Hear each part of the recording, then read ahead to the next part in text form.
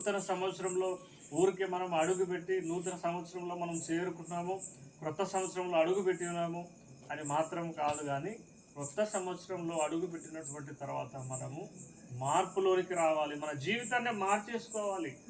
మనం ఏదైనా చిన్న చిన్న పొరపాట్లు చేసి ఉండొచ్చు, ఆ పొరపాట్ల నుంచి మనము తప్పింపబడాలి. అయ్యో ప్రభువా, మరి నేను ఇన్ని రోజులు తప్పు చేశాను, నిజంగా నాకు తెలియదు. ఈ క్రొత్త సంవత్సరంలో మరి అడుగుపెట్టిన తర్వాత మీ సేవకులు మాకు నేర్పించారు, మా హృదయాలను మార్చుకోవాలి, ఒకరు ద్వేషించకూడదు, ఒకరిని కించపరచకూడదు, నిజంగా మేము ప్రేమ కలిగి ఉండాలి.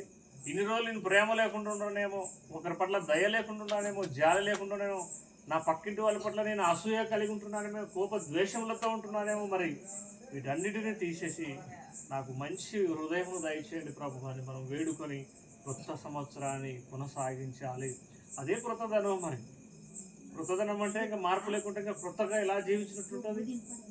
సూర్యుడేమో తీస్తున్నాడు, ఆయన పరాయం చేస్తాడు, ఇంకా కొత్తదే. కానీ ఆ సూర్యుని కింద ఉన్నటువంటి మనము మార్పు చెంది నూతనమైనటువంటి జీవిత విధానంలో మన జీవితాన్ని కొనసాగించుకోవాలి. కనుక నా ప్రియ దేవుని బిడ్డలారా, ఈరోజు మనం చివరి సంవత్సరం ఈ అంతము దినంలో ఉంటున్నాం, అంటే ఈ సంవత్సరము ఆ అంతములో ఉంటున్నాం. కనుక మీకు నేర్పించాలనే ఉద్దేశంతో మరి ఈ మాటలను మీకు తెలియజేస్తున్నాను. కనుక క్రొత్త సంవత్సరంలో మీరు అడుగు పెట్టినటువంటి తర్వాత ఈ సంవత్సరాన్ని దేవుడు మమ్మల్ని ప్రేమించి నిజంగా మాకు అనుగ్రహించున్నాడు అని భావించి ఆ క్రొత్త సంవత్సరంలో మీరు మార్పు చెందాలని ప్రభు పేరిట మీకు మనవి చేస్తున్న ఈ రోజుల్లో మరి క్రొత్త సంవత్సరం చూడలేక ఎందరో వారి జీవితాలను ముగించుకొని వెళ్ళిపోయారు. మొన్నటికి మొన్న మీరు చూసారు లేదో, క్రిస్మస్ అయిపోయినటువంటి తర్వాత మీరు పేరు వింటారు, మన్మోహన్ సింగ్ అనే పేరు వింటారు. ప్రధానమంత్రిగా చేసినాడు, మనకు విదేశాంగ మంత్రిగా చేసినాడు.